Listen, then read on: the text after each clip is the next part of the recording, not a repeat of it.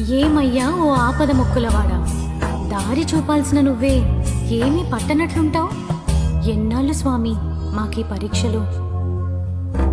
Shri Venkatesha ఓ Srinivasa